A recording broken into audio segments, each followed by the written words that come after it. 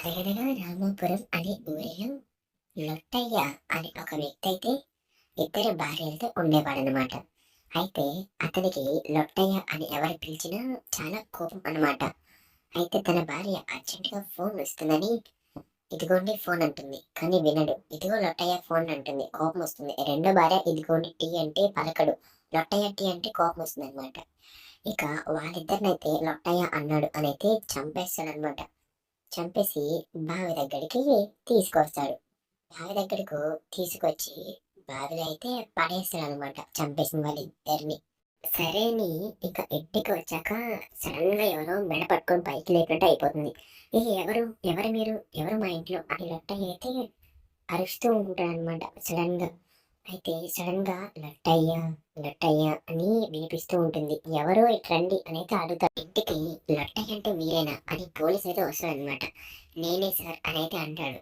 ఇక వెంటనే లట్టయ్య sir sir అక్కడ దెయ్యం ఉంది అని అయితే అంటాడు. పోలీస్ ఒకసారిగా చూసి అక్కడ ఎవరు లేరే మీకు ఒకటే కనిపిస్తారా అంటే దెయ్యం మాత్రం లొట్టయ్యని నిన్ను వదిలే నువ్వు వస్తున్నావు నేను చంపేస్తా అని అయితే అంటూ ఉంటుంది. భయపడిపోతాడు లొట్టయ్య అయితే. ఇక పోలీసు వెళ్ళాక లొట్టయ్య ఇంటి ముందుండి గోంగూర కోసుకొచ్చి వండుకుంటూ ఉంటాడనమాట.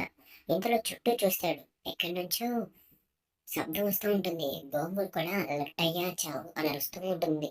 అయితే పక్క నుండి నిన్ను వదిలిపెట్టాను లొట్టయ్య నన్నే చంపుతావు కదా చెప్తాను అనేసి భయపడి కదిలి పడిపోతాయి అనమాట లొట్టయ్య అయితే.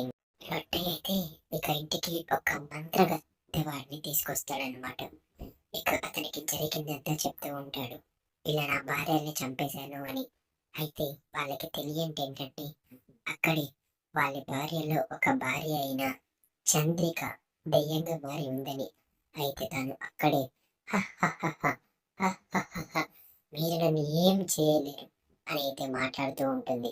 ఇక ఒక్కసారిగా మన లొట్టయ్య అయితే భయపడిపోతాడు. నేను నా భార్యలు ఇద్దరిని చంపేశాను. వాళ్ళలో ఒక భార్య చంద్రిక తను ఇలా దెయ్యంగా మారి నన్ను చంపాలంటుంది అని చెప్తాడు మంత్రగత్తెడికి.